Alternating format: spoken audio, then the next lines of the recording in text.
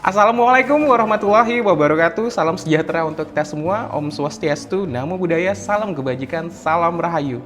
Halo Sobat Bingka, apa kabar hari ini? Semoga selalu sehat, semangat, dan tetap produktif. Senang sekali hari ini saya Indra bisa menyabet Sobat Bingka dalam program Bingka, bincang inspirasi kita dari gelombang suara, menginspirasi untuk berkarya Balai Diklat Keagamaan Banjarmasin. Di sini kita nggak cuma ngobrol biasa, tapi ngobrol yang bikin tambah wawasan, tambah semangat, dan tentu juga tambah kompetensi. Dan hari ini kita akan bahas tema yang menarik banget, yaitu mengenai tertib naskah, lancar komunikasi, menguatkan sinergi di Kementerian Agama. Dan pastinya hari ini sudah hadir narasumber kita yang luar biasa. Mari kita sambut Bapak Muhammad Yudil Hairi, SOS MAP, yang merupakan Widya Suara Ahli Madya Balai Diklat Keagamaan Banjarmasin. Halo, selamat pagi Bapak. Pagi Indra, Assalamualaikum. Waalaikumsalam. Gimana nih Pak kabarnya? Kok cerah banget hari ini Pak? Iya, harus cerah, harus semangat Indra. Nah, Indra gimana kabarnya? Luar biasa dong Pak, karena ada Bapak hari ini. Masya Allah. Dan tentunya kita nggak akan ngebahas tips dan trik dari Pak Yudil ya, supaya semangat tiap hari. Tapi hari ini kita akan membahas mengenai tertib naskah, lancar komunikasi, menguatkan sinergi di Kementerian Agama. Sebelum ini Pak, kalau boleh tahu, apa sih Pak naskah yang dimaksud di sini, Pak? Ya, baik. Baik, terima kasih Mas Indra dan Sobat Bingka dimanapun berada. Perlu kita ketahui bahwasanya Kementerian Agama itu punya pedoman dalam membuat tata naskah dinas. Nah, tata naskah dinas sendiri itu adalah aturan atau pedoman yang mengatur cara penyusunan, penulisan, penggunaan bahasa, format, serta pengelolaan surat dan dokumen resmi dalam suatu instansi atau lembaga pemerintahan. Nah, secara sederhana, tata naskah dinas merupakan standar baku dalam membuat surat atau dokumen resmi agar tertib, seragam, dan memiliki kekuatan administratif. Nah, jadi kurang lebih seperti itu, Mas Indra. Jadi ibaratnya ini beda dengan naskah atau persuratan yang secara ini orang awam lakukan ya Pak ya. Misalnya saya nih ngirim surat ke teman saya, apakah itu sama atau berbeda Pak? Ya, jelas berbeda peruntukannya. Dan di sini juga kalau kita merujuk kepada pedoman yang ada di Kementerian Agama, sudah tidak dikenal lagi istilah surat atau persuratan, Mas Indra. Karena kalau di tahun 2016 itu kita punya peraturan Menteri Agama nomor 4 tahun 2016 tentang pencabutan PMA nomor 16 tahun 2006 tentang tata persuratan dinas di lingkungan Kementerian Agama. Jadi kalau dulu memang penyebutannya adalah tata persuratan, tetapi dengan adanya PMA nomor 9 tahun 2016 maka sudah tidak lagi dikenal istilah tata persuratan, tetapi tata naskah dinas. Dan di dalam tata naskah dinas sendiri itu berbagai macam jenis tata naskah dinasnya, Mas Indra.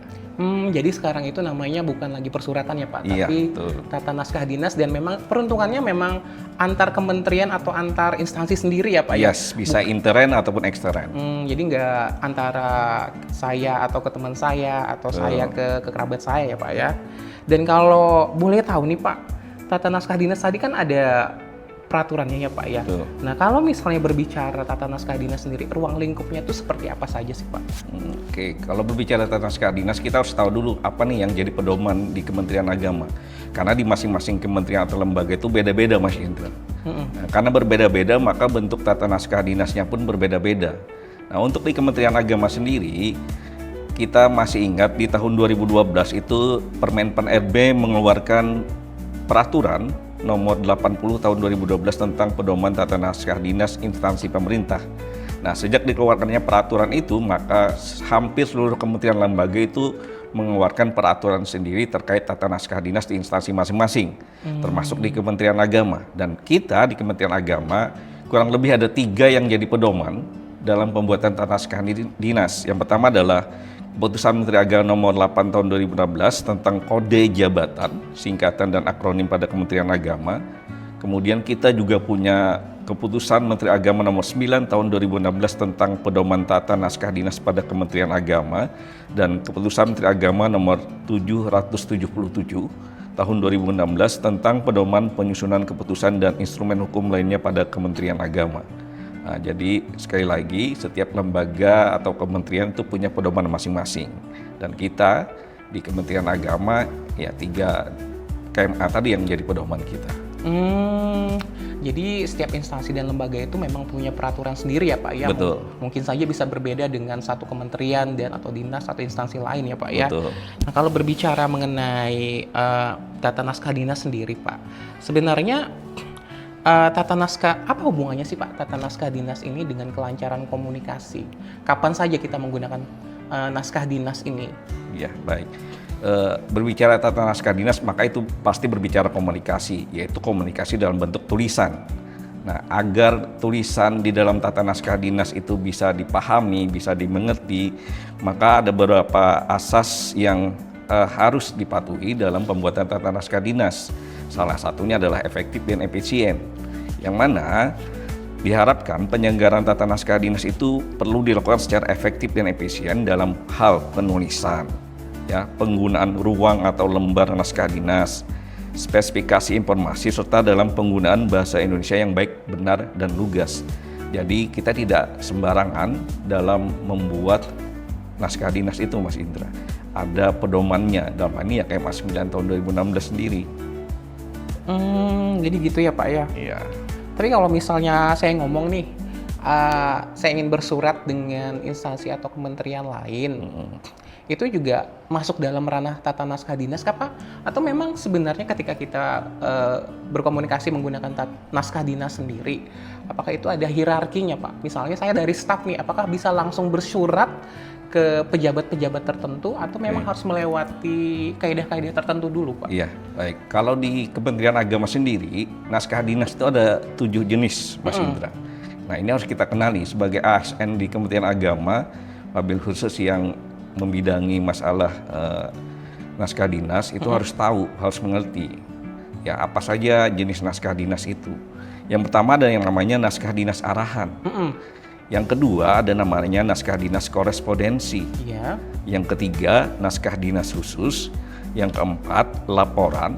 Yang kelima telan staf. Yang keenam formulir, dan yang ketujuh naskah dinas elektronik. Nah, masing-masing naskah dinas ini itu punya rincian lagi, Mas Indra. Contoh naskah dinas arahan. Nah, di dalam naskah dinas arahan ini itu terdapat yang namanya peraturan dan keputusan, instruksi Menteri Agama, pedoman, petunjuk pelaksanaan, standar operasional prosedur, surat edaran, dan surat tugas. Nah, berbicara peraturan dan keputusan serta instruksi Menteri Agama, maka ketika seorang ASN ingin membuat surat keputusan misalnya, gitu kan, maka dia beralih pedomannya ke KMA 777 tahun 2016. Jadi tidak lagi mempedomani KMA 9 2016. Nah, ini udah beda kamar nih. Beda ranah ya. Nah, beda ranah. Jadi karena beda peraturan, beda pedoman, maka beda juga cara penulisannya. Nah, tidak sama. Kemudian ada yang namanya tadi naskah dinas korespondensi. Di sana ada namanya korespondensi internal. Nah, di dalamnya itu ada yang namanya nota dinas dan memorandum. Nah, itu yang tadi salah satu yang dimaksud Mas Indra, bagaimana seorang staf bisa memberikan masukan untuk mengingatkan memberikan saran ke atasan, itu bisa menggunakan memorandum namanya. Kemudian di naskah dinas korespondensi ini juga ada yang namanya naskah dinas korespondensi eksternal atau surat dinas.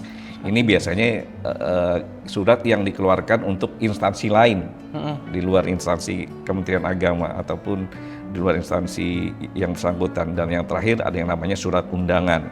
Kemudian ada lagi yang namanya naskah dinas khusus. Di sini ada yang namanya perjanjian dalam negeri dan perjanjian internasional, surat kuasa, berita acara, surat keterangan, surat pengantar dan pengumuman. Dan tadi ada yang namanya laporan, telan staf, formulir, dan naskah dinas elektronik. Jadi 7 jenis naskah dinas ini harus dikenali dengan baik, Mas Indra. Jadi banyak juga ya Pak ya, banyak. Ada 7 jenis. Dan apalagi kalau misalnya saya sebagai staf awam sendiri mungkin juga akan kerepotan kalau misalnya mengelola 7 jenis itu sendiri Pak. Nah, kalau berbicara mengenai ini kan banyak nih Pak tantangannya sendiri Pak. Tantangan pengelolaan tata naskah dinas ini sehingga berdampak pada kelancaran komunikasi itu gimana sih Pak? Iya, tantangan sendiri ya itu bisa didapati dari masing-masing individu atau ASN yang ada di satuan kerja. Ya. Bagaimana bentuk tantangannya? Bisa saja ketika dia membuat naskah dinas, dia asal-asalan. Oh, tidak mengacu kepada peraturan Yes, yang dia ada. tidak mempedomani pedoman yang ada. Sehingga sering ditemui ketika surat sudah dikirimkan, diterima oleh instansi lain yang masih di Kementerian Agama, kok berbeda. Ya, karena yang membuat tidak mempedomani KMA yang berlaku. Nah, karena itu sebagai seorang ASN tentu saja hal itu tidak boleh terjadi, Mas Indra ya.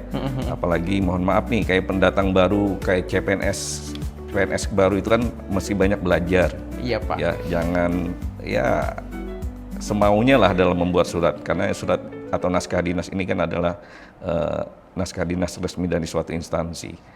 Jadi selain belajar juga membaca pedoman-pedoman yang ada agar bisa lebih memahami. Terlebih di dalam membuat naskah dinas itu kan ada juga yang namanya pola klasifikasi, ya pola klasifikasi surat. Nah di sini yang banyak ditemui juga permasalahan ketika memasukkan pola klasifikasi di asal-asalan saja, ya tidak mengacu ke peraturan. Nah begitu Mas Indra. Berarti memang kalau kita membuat naskah dinas sendiri ini memang ada klasifikasi juga ya Pak, selain jenis dari tadi.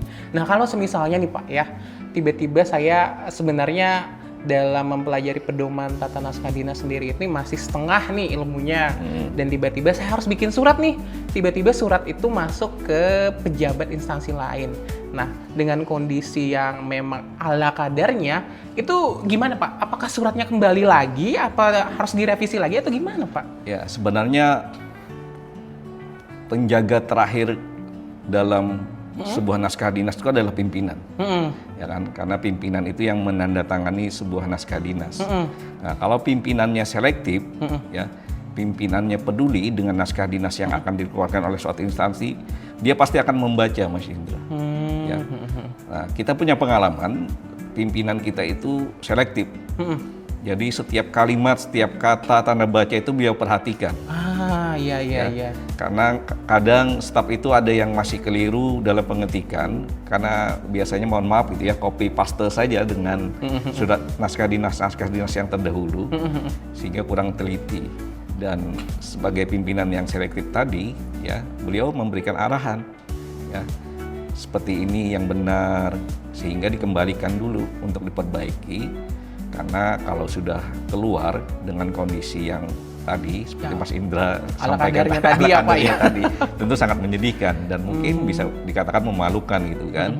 Apalagi pimpinan tentu saja tidak mau hal seperti itu. Jadi sebenarnya ada dua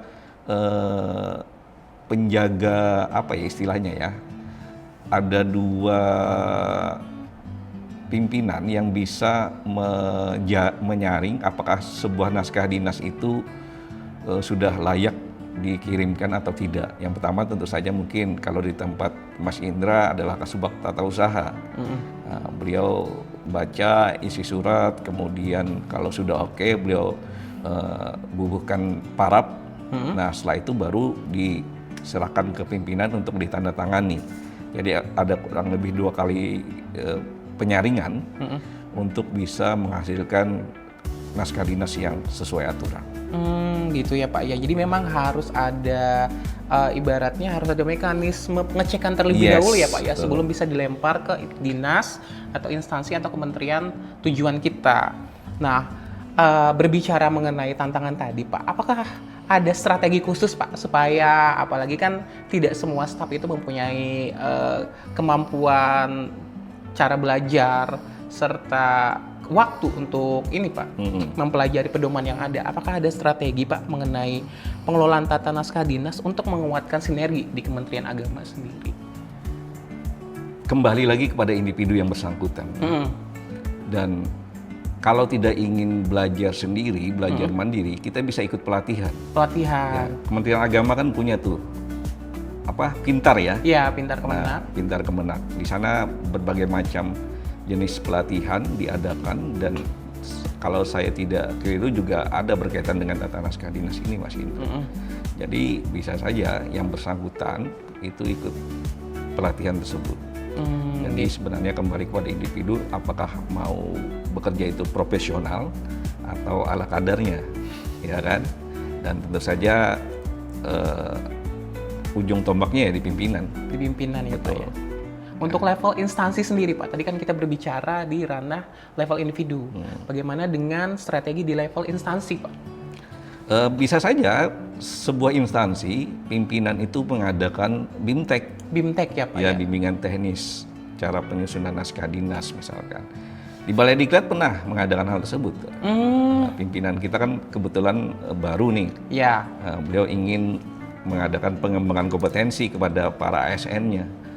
Ya, salah satunya kemarin beliau mengadakan BIMTEK penyusunan naskah dinas. Nah, itu bisa dilakukan Mas Indra, agar semua ASN yang ada di suatu instansi itu paham, mengerti bagaimana cara membuat naskah dinas yang baik sesuai dengan aturan. begitu ya Pak. Jadi di level individu tadi kita harus sebagai ASN nih, kita juga harus belajar mandiri ya untuk meningkatkan reputasi pribadi dan juga reputasi instansi kita. Betul. Di level instansi sendiri juga bisa mengadakan bimbingan teknis seperti yang disebutkan oleh Pak Yudil tadi. Menarik ya Pak ya. Dan saya juga tambah inspirasi nih Pak, tambah pengetahuan dari apa obrolan kita hari ini. Tapi nih Pak, tidak terasa Sobat Bingka ya, obrolan kita sudah sampai di penghujung acara. Nah, sebelum kita tutup, kami persilahkan kepada Bapak Yudil Hairi untuk memberikan closing statement untuk obrolan kita pada hari ini.